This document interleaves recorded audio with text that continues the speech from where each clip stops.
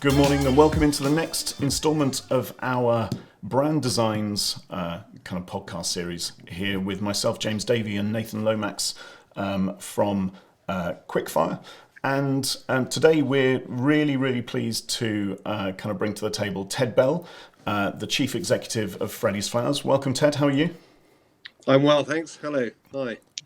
Fantastic. So today we're going to kind of delve a little bit into the usual kind of gamut of, being an owner founder, understanding how that all came about for you and the team at Freddy's, and kind of the reasons as to why, and kind of take some of the people watching or listening to this, give them some insights and kind of some nuggets, some kind of little kind of guide in terms of how they can kind of succeed in their journey as well. So I don't know, as a first kickoff, do you want to just talk us through the kind of the history behind Freddy's Flowers and the journey you guys went on in kind of the creation of this amazing business? Absolutely, yeah. So I mean, really, the story began in a previous business at Able and Cole, where I joined Able and Cole in 2006 as a finance director. The business was founded by Keith Able back in the late 80s, I think. And those of you who don't know, Able and Cole, it's an online organic food business, home delivery business. And Keith hired me as the FD as part of a process to sell it to private equity, which he did in 2007. And that was a rather unhappy couple of years for the business for various reasons. But to long story short, Keith and I were asked by the bank to take the business back from the PE owners in about 2010, and we did a debt for equity swap and put a turnaround in place. And the business, Able and Cole, took off from 2010 to 2012. And a key part of what we were doing there was, in terms of sales growth, one of the key strands was building a face-to-face sales team. And Freddie Garland was one of the young guys who we hired to knock on doors, and he ended up running a team of, I think it's close to 100 sales guys. Wow. So that's how the three of us got to know each other. And we sold the business in 2012. I was running it at that point, so I was tied in for 18 months. Keith left, and Freddie stayed in the business, but sort of roll forward to 2014, I was leaving the business. Freddie left the business. And Keith and I spent most of 2014 trying to find a company to buy. And meanwhile, Freddie knocked on Keith's door actually and said, "Listen, I've got this idea. I want to do what you did with Able and Cole, but with flowers." And the reason was, Freddie was born into flowers. His mother was a florist. Father ran a flower shop in Pimlico. And the very simple proposition was to deliver fresh cut flowers to people's homes on a weekly basis, in the same way we've been doing with veg for years. Keith gave him I think £10,000, and Freddie bought a milk float, which was not the best delivery mechanism for South London. It plugged up most symptoms. And we weren't, so Keith and I weren't in the business for those first few months, but Freddie moved back into his mum and dad's garden in Wandsworth, put a tent in the garden, and was getting up at 3 a.m. to buy flowers at the market, going home, cutting them, packing them, delivering them, and in the evening knocking on doors to bring in new customers. And Keith and I were meeting Freddie once a week and just asking him to keep a record of how many doors he knocked on, how many customers he got, margins he was achieving, repeat rates, etc., etc. And 2 to 3 months down the line, he'd worked his socks off, got in a couple of hundred customers. We'd failed in our MBI, the company we were trying to buy. That's sort of fallen over, and so we looked at it and thought, well, actually, to be honest, Keith said, "How about it? Why don't we sort of go in full tilt with Freddie?" And if I'm honest, I probably took a little bit more persuading than Keith did. But we spent a morning with Freddie in the flower markets and then packing, and it was seeing that product and delivering that product to customers, and that helped me understand that the proposition is not just about getting a product. It's not just like a box of flowers, a different delivery mechanism. It's a whole experience of the customer getting a bunch of flowers and learning to arrange them, and learning about flowers. It's like a flower course in a box. And I didn't clock that until I actually talked with the customers and saw how they were experiencing the product. So that was sort of the beginning of 2015, and so that we sort of got together with Freddie and signed on the dotted line, if you like. So uh, from the spring of 15, we've been working together, and really for those first few months, it was a case of all three of us delivering flowers from Freddie's parents' back garden, which was a change of scene from what we've been doing previously. So, Sorry, it's a very long answer to your question. no. So where are you now in terms of, what's the size of the team behind Freddy Flowers from 2014 through to now? How's that kind of accelerated? So I mean, it's been it was never a journey. It's been different direction than same location or destination we were hoping for, but the route's been varied. Today we've got 145,000 customers across the country, across the UK. We launched in Germany in November, and we've got just under 25,000 customers there, which is great. It took us 4 years to get there in the UK. We've done it in 2 or 3 months in Germany, and we employ over roughly 200 people. So it's got to some scale now, and it's great fun. It's been a really fun journey, but somewhat crazy at times. Yeah. Ted, it's an inspirational story for anyone listening. And actually, I love the story of the milk float and kind of the journey that you guys have been on. But actually, one of the big lessons I'd like to learn from yourselves is that division of roles and responsibilities between owner founders. We speak to a lot of retailers where they're unsure whether to go alone or whether to go in partnership. And actually, the biggest thing is knowing how you can go together, but at the same time, not tread on toes and hold yourselves back. How did you go about that process of dividing up the roles and responsibilities? Was it based on specialisms? E.g., you mentioned you had a finance background, so did you look after that core part of the business, or actually was it just everyone doing everything? Well, you're right. That's absolutely critical. To you've got to get, if you don't get that right, you're going to be in trouble from the start. We knew each other already from of course working together at Able and Cole, Sure. which was a great bet. We kind of already had a working model. Without naming it, we kind of knew what our respective strengths and weaknesses are. And I mean, at heart, obviously Keith and I had been running Able and Cole together, and he's very much the entrepreneur, the creative salesman, optimist, dreamer. I'm Mr. Sensible Pants, and I grab all the ideas, and I have a few myself, but I guess where we work well is I know when to say no, and when I can see a nugget of genius in the crazy idea, and can take that and work it. And of course, yes, that means also the financial side was very much me. Sure. And then with Freddy, Freddy is very much at the heart of the brand, and if you think of the first 9 months of Freddy's Flowers, we didn't have a website, so the only way we acquired customers was by knocking on doors, and that was by Freddy, and then Freddy's friend Harry, our first recruit.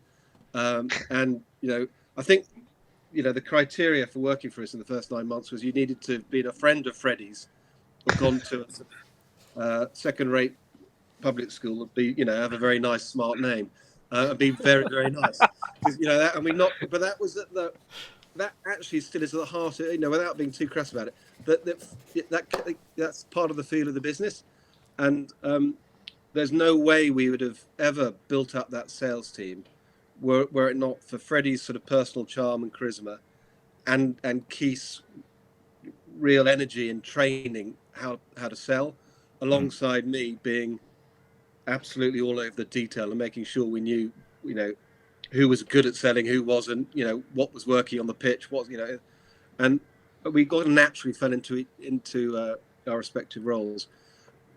The last thing I'd say is that trust, mutual respect and trust is really at the heart of that. We row frequently, and we have had moments when one of us has got up and walked out and stormed off, but that never lasts for very long, and we kind of give each other license to blow up and challenge each other, particularly Keith and me.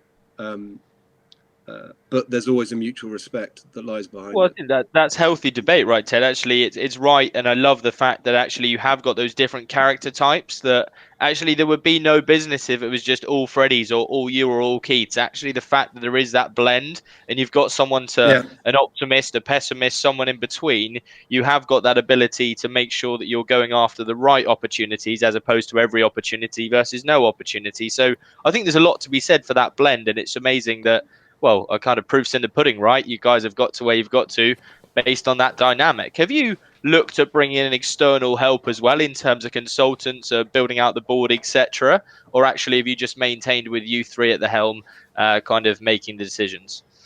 No, we've maintained just the three of us to start. We haven't brought in Sure. external consultants. What we have done, we've been very lucky to be able to. We've had some great people from the start, and a number of people in senior roles today have grown through the business. So our marketing director was one of our first door knockers. It's his first ever job, and he's learned how to become a marketing director as we go.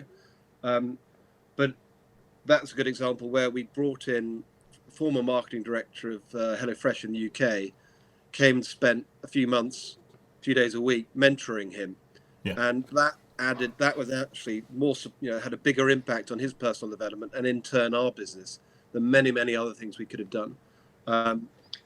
And the benefit of that is it means we've got people around the table. Not all of them have grown from it's a mixture, but we've got a number of people who've come up through the business, which culturally is great because it means they know what we're all about, and it also gives people further down the business, they can see that there's room for progression. But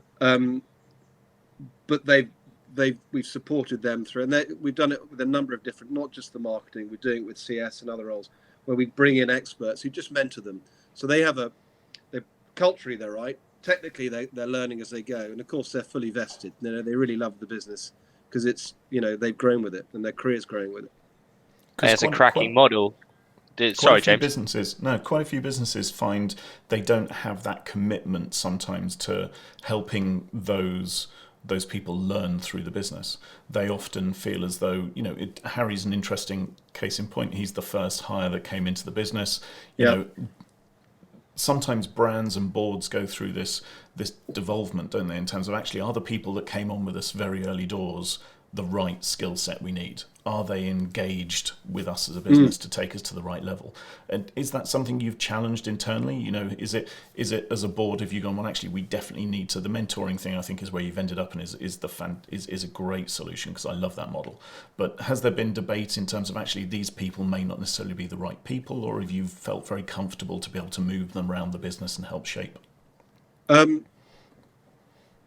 No, we've certainly had to lose people as we go. Not everyone steps up, and that's painful, but important.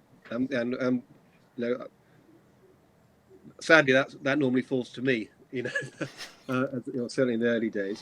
But it's very important that when people aren't stepping up or are struggling, that we're prepared to have those honest conversations because it's not good for them and it's not good for the business and their peer group in particular.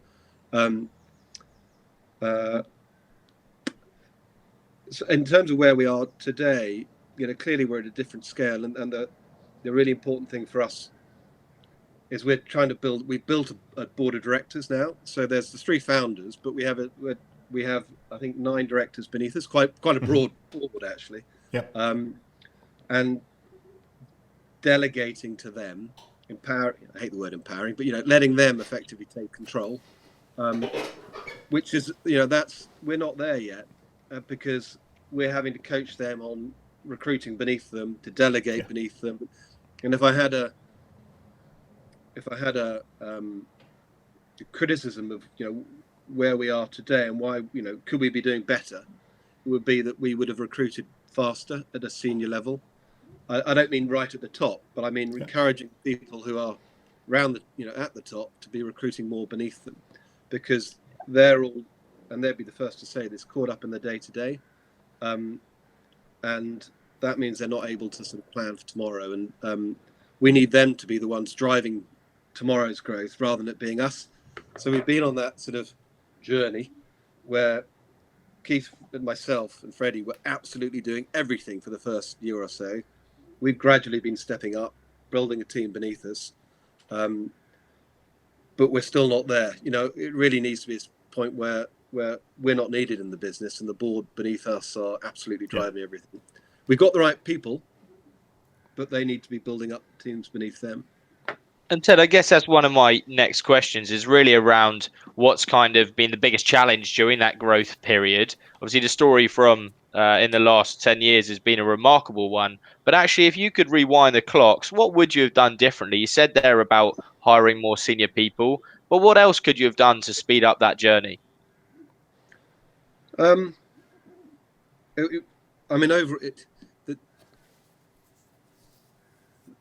guess the challenges change with time, but actually normally it does come back to people.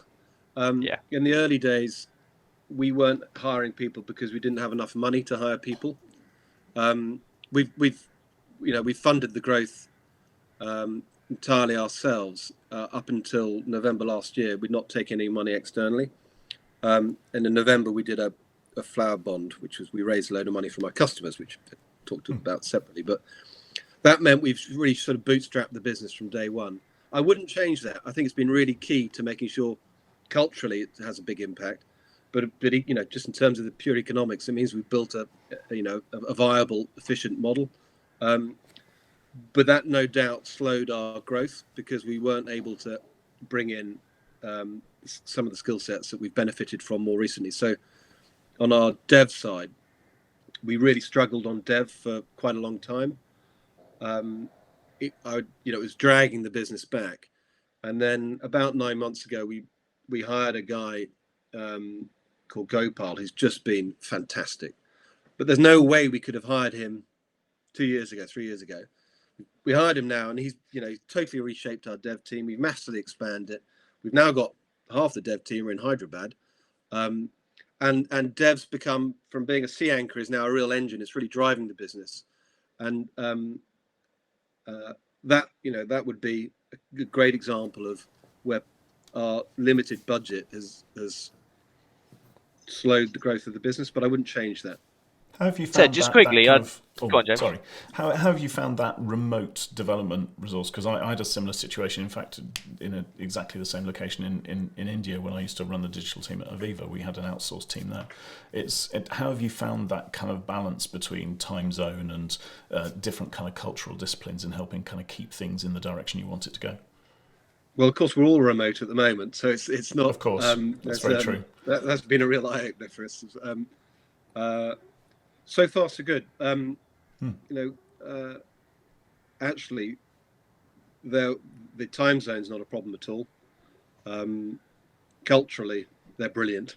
Yeah. The team, and mainly our UK dev team is sort of, in some ways, managing their relationship between the UK business and the Indian developers, and that's working pretty well actually.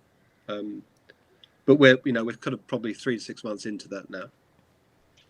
Ted, I'm keen to understand about that flower bond mechanism you put together, because many, again, owner founders will get to that stage where they need to go and seek investment, and they might just look at the traditional channels, e.g., we'll go to the bank, we'll do it the way that everyone else does it. But it sounds like you guys really thought outside of the box and have come up with quite a unique method to raise funds, which is actually from your own customers. Perhaps you could just share with us a little bit more about the journey you guys went on to create this flower bond and what it's allowed you to do out the back of it. Yeah. Okay. Well, as I say, we'd not taken any external money before that, and so we've simply been running the business on cash. So every spare penny the business generated, we put back into customer acquisition. And forgive me if I go back a few months before the flower bond to explain it. So COVID hit, and in March, and prior to that, half our customer acquisition was from our face-to-face sales team, and half of it was digital. And we had to shut the sales team overnight. We took every penny we were spending on that and put it on digital instead. And it was the first time we properly tried to scale our online acquisition, and it worked very, very well. I mean, it was helped by the fact that we were in lockdown and no one else was spending money in those first few months online. So the cost of marketing dropped, the response rate improved, and we found that we were acquiring from 1,500 new customers a week, we went to 7,500 a week in a matter of weeks. And so we just kept spending every spare penny we had in acquisition.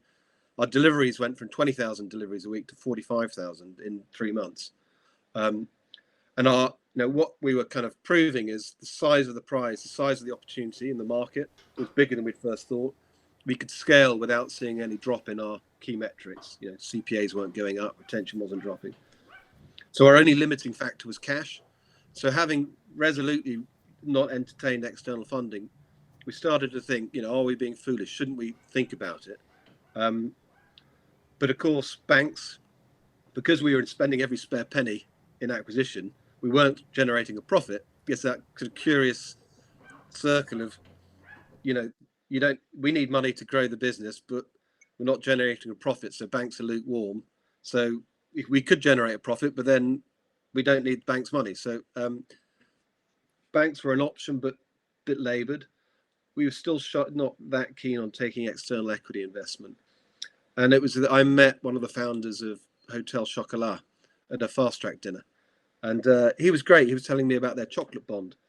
And it just sounded like there were so many similar characteristics to where they were at that time with where we were.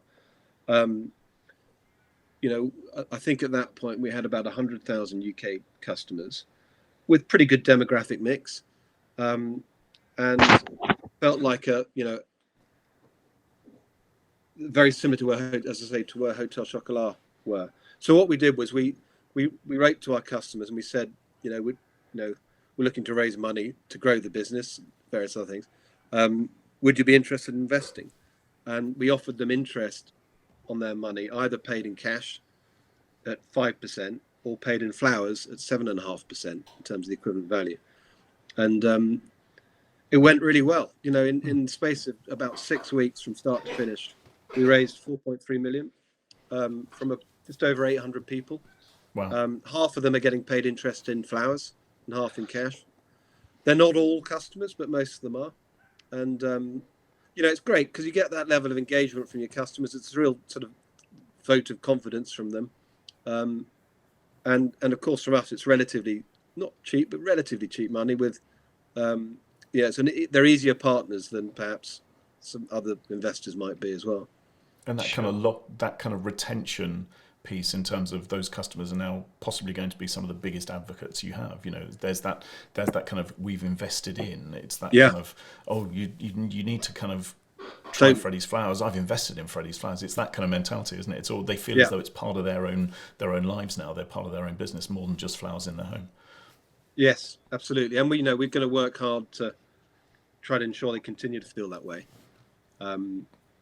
We do flower engine evenings with our biggest investors, but we're doing this with all our customers as well. So more than just being a product, we're going to do an evening where one of our customers is an artist, and we're offering our customers the opportunity of buying a paint cassette and having a paint along how to paint your flowers, and doing that. That kind of, it's all about that engagement with the customers, which goes back to my point about we're not just about product. It's about much more than that. It's a lifestyle. It's a community piece for you guys, isn't it? Very much so. Yeah. Is collaboration something you've just mentioned there about working with various different artists, etc. Is collaboration and kind of working with like-minded brands and individuals something that for Freddies is in the future, or something that you feel is part of the journey?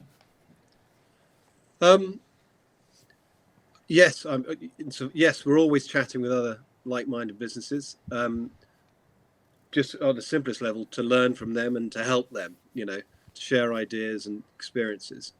And the Flower Bond is a great example of that. Yeah. Or the HelloFresh chaps, that really, and there's lots of other smaller businesses who are starting out in the subscription area, where we give up quite a bit of our time or our team's time to help them, because why not? We've all been there. We do on a more kind of commercial level. Obviously, we sort of do swaps and inserts and competitions and things like that. But I don't think we'd go much more beyond that. Actually, we do the odd partnership. We're doing something with Jo Malone. She's been great. Nice. But they're not major commercial ventures. Ted, we've talked a lot about the successes and particularly around the bond and the story of Freddy's, but actually I dare say there's been a few challenges and things that haven't quite worked out along the way as well. In terms of the last 5 to 6 years, what have been some of those episodes where you've gone, oh, blimey, that wasn't quite the right move? You alluded to this earlier. Yeah, while you've got to the destination, actually the journey has not just been like that. There have been dips and kind of peaks. And so, yeah, what hasn't quite worked out so well, and what have you taken as a learning from that? Oh, lots of things. I think we've learned a lot with the product as we go, which is the most important thing. So we probably, to start with, we were outsourcing our packing of our product. That was really largely to allow us to focus on sales, and it was capital efficient, so we didn't have to invest in too much kit. We brought that in house after about 2 years, and I think it wasn't a surprise, but it is certainly something worth noting that how important for us anyway it is to control your product, and while it might be attractive to outsource these things because it's simpler, actually you really need to be the last person to see the product before your customer sees it. That's we've seen that come through in our customer retention as we've taken more control of that, and being willing to invest in our product as well. So we launched retail price at 20 quid day one. We're now at 25 quid. So we put the price up 3 times over the last 5 years. And that hasn't really translated through the higher margin. It's all gone back into the product. And it's that sort of permanent focus on making sure we try and get the product right. Our logistics is still outsourced predominantly. We have London, we do ourselves on electric bikes, but the rest of the country is outsourced. And that means the level of service we're providing, I don't think is as good as it could be. And it frustrates me. We're working on that. Again, capital constraints has been a problem there. So that's an area we could definitely be doing better. But there probably isn't a single thing I'd point to and say that was a catastrophe. Sure. I would say more, just frustrations that things we could have done earlier, good things we could have done earlier. But yeah. And it's that capital constraint piece is quite an interesting one, because that lots of, I do get frustrated sometimes with the brands literally immediately go to a crowd cube, a Cedars round. They'll kind of go for heavy external investment with a view that it's not necessarily about turning a profit, it's about growing the customer base and being seen to be growing. How did you balance that conversation internally? Was it always was it part of one of your original mantras of we have to not work hard, because that comes as part of the mantra, but it's kind of for owner founders, but it's that piece of do we set it in the sand that we don't go for external investment, we keep it really close and we just organically grow this with the best intention of succeeding towards a profitable, scalable business? Yeah, that was absolutely our stated intention from day one. So we wrote a business plan after Freddy had got his couple of hundred customers, and after we'd been to the flower markets, we spent a week writing a business plan, and that was really using all the models we'd created at Abel and Cole. It was a detailed numbers plan based upon basic cohort analysis, and we were very clear as to what where we'd be in year 3, and that how much cash we need to get there. And funny, remarkably, the numbers at a headline level are remarkably close to what we originally wrote. Slightly different, our retention's better and our order frequency is lower, but overall it's what we'd expected. And this comes back to really understanding the unit economics for us. Really, really important that we knew how much money we make on each product and each box that's delivered, how much our customers cost to bring in, and how valuable they are to us over their time with us. And if you don't get your unit economics right on day one, you're in danger of being a busy fool. And obviously that's the risk that some businesses have. If you go out and raise a load of money, as you say, you're chasing revenue. It's fine to chase revenue. I speak, and we're a loss-making business because we're chasing revenue. But we totally understand that we could be profitable tomorrow simply by reducing our level of investment in growth, whereas that isn't always true. And I think we were always nervous of being in those situations. I've got friends, you can see that they've raised a chunk of money, but they know very well that that will only take them through to the next 18 months. And if they don't raise more money in 18 months' time, the music stops. And we just never wanted to be in that position. Ted, how do you... I'm just interested to know about that kind of entrepreneurial journey. Many entrepreneurs, one of the biggest armories, kind of items in their toolkit, if you like, is probably around maintaining self-motivation and kind of keep pushing themselves. How was you as an owner-founder? Have you maintained that kind of motivation? And do you kind of listen to a lot of podcasts or read a lot of books? How do you keep so fresh and energetic and maintain the love for Freddy's Flowers on those days where maybe it's not going to plan? Well, actually, and this year's been really hard because we're not all together. Yeah. And we have had, we've all, as every business, you have setbacks, and I'd say it goes back to the three of us as founders to start with, that we support each other a lot, we laugh a lot, cry a lot, drink a lot, that's a desire, and we share. So when we're really pissed off, we tell each other, and that's the start point. The second thing is the people we've got in the business. We've just been so lucky that we've hired really nice people, and they attract really nice people, and good people, but nice people.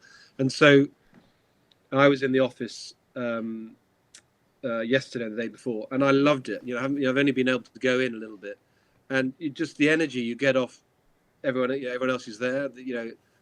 Just fun, and that's really, it's the people. That's how you kind of get through those bad times, is by surrounding yourself, employing people you want to work with. Life's too short to, I don't care how good you are, but if I can't have a beer with you, I'd rather you work for someone else. I love that model. I was recruiting somebody the other day, and I said, if I can't have a beer with you after work, then that's going to be a challenge, because actually you've got to enjoy coming to your office and being part of the culture.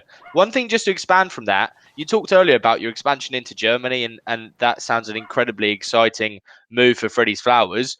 That internationalization piece, again, is something that where many owner founders and retailers struggle. They just don't take that leap of faith, because why Germany, and how did you know, or did you know, it was going to be the success it has been, or did you have an idea? And if so, where next? Yeah, well, we didn't know it'd be a success. It was we'd suck it and see kind of thing. We looked at, we weren't overly scientific. We looked at Europe. Originally we were going to go to America, and actually we were weeks away from launching in LA last year when COVID hit. So that was no longer an option. So when we started thinking about further international expansion, it's mid-lockdown, and we looked at Northern Europe because it was simple operationally. We're supplying the German market, we're packing the flowers with our Dutch wholesaler in Holland and couriering them straight to customer stores.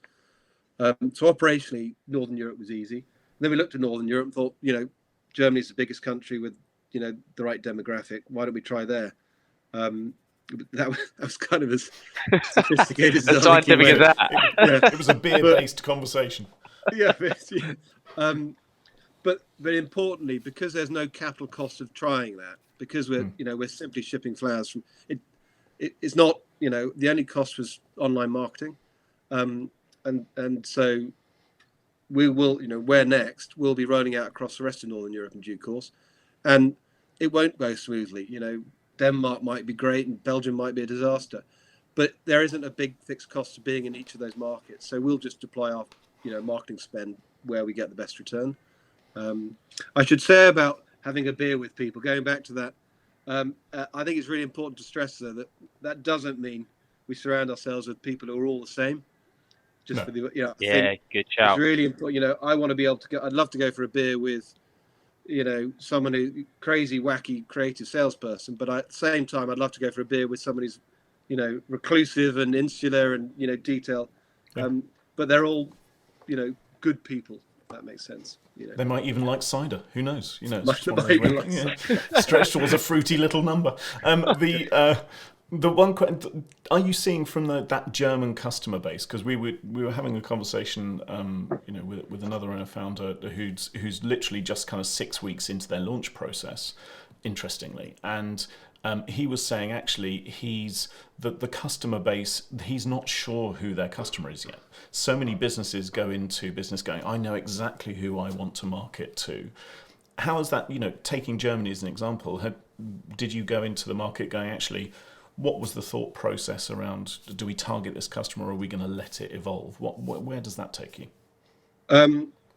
So because it was all being remote, it's largely social media, online acquisition, and the start point would be, find similar sorts of people who are our customers in the UK, and needless to say, that's what the customer base currently looks like.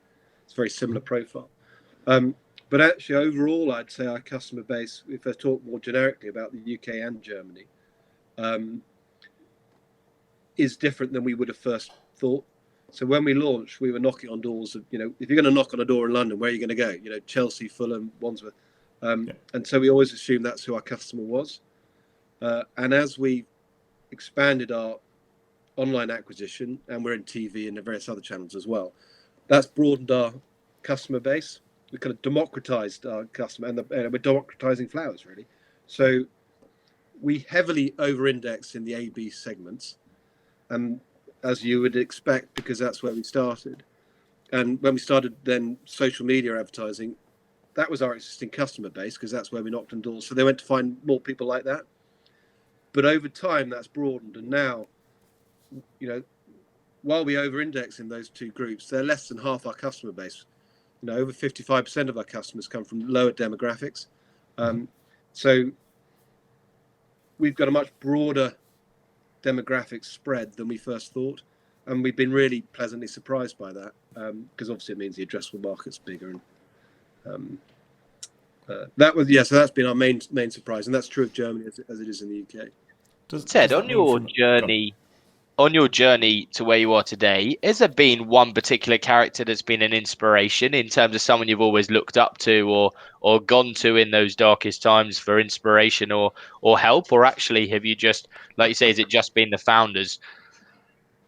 It's been the founders. So, and for me personally, I feel awfully crass say it, but Keith, actually, he's been great. So I'm often in the weeds and in the thick of it in the day to day. He's less he's more sort of helicopter, but when the chips are really down, and and that means you need confidence, you need energy, and you need enthusiasm. He's been brilliant in that regard.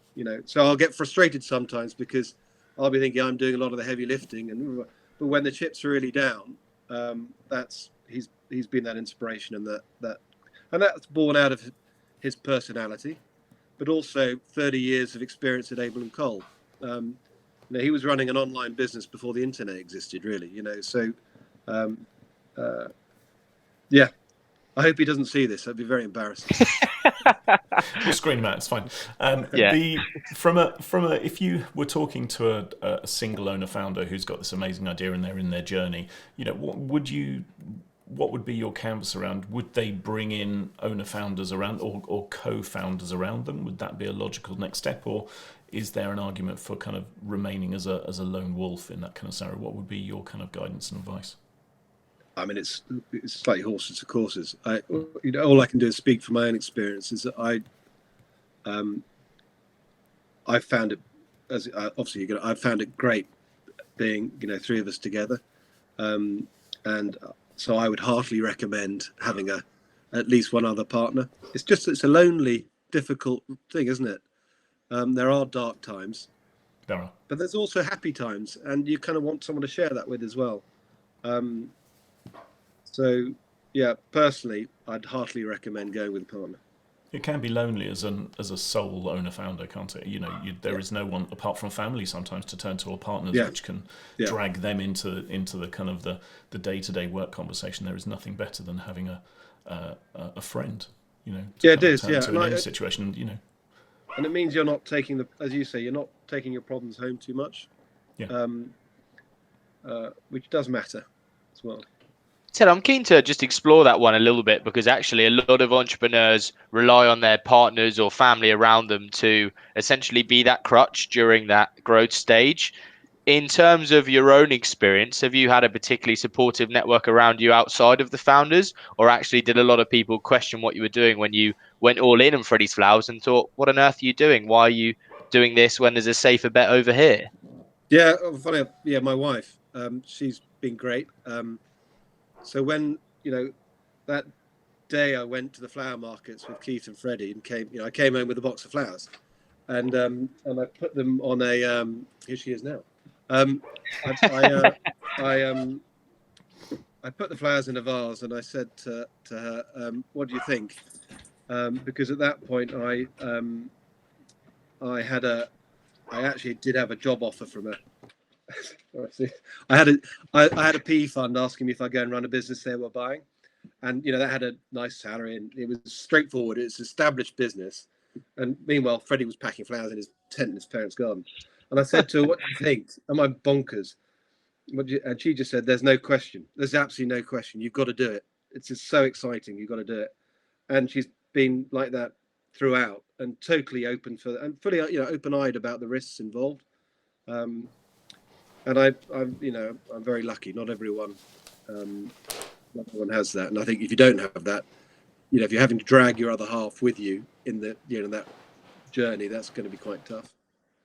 Sure. And I guess that's the biggest thing, right, is trying to get that work-life balance. And while she will be incredibly supportive, it's really important that, yeah, you are able to spend quality time together. As an owner-founder, Ted, have you managed to kind of switch off and get away? Because again, that's another challenge we see from many fellow retailers and owner-founders is that they just can't get that switch off between downtime and work time, that every time kind of accidentally they're just thinking about work, and it's very noticeable and it makes it difficult in a relationship. Have you managed to get that ability to just switch from work mode to home mode, or is that still a challenge that you face as well?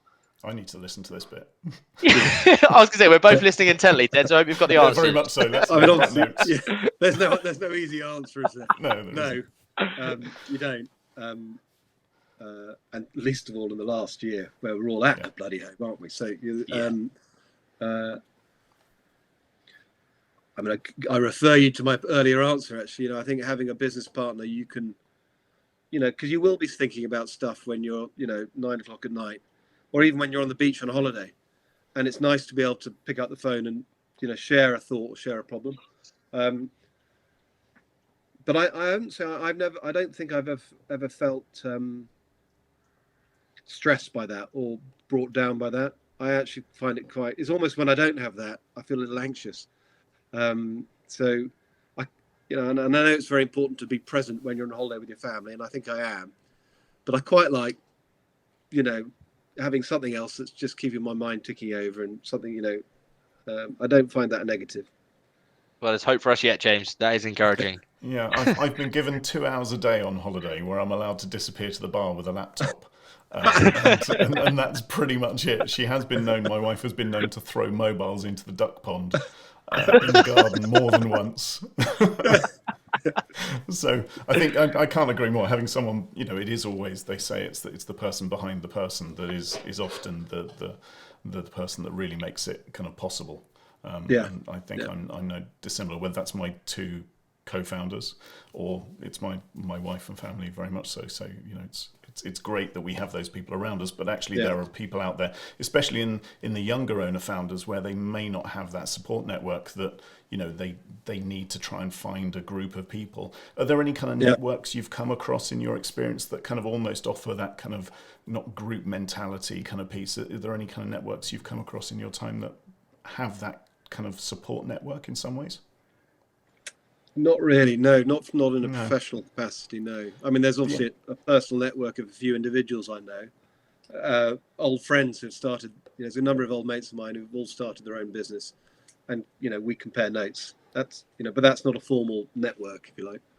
No, the closest I think we've come is the Enterprise Nation. So Emma and the team that set up the Enterprise Nation for kind of the small kind of startup, the small, medium-sized business, the SMBs of the world. That that's one network we see starting to really step into that space, and people being able to communicate and work with them.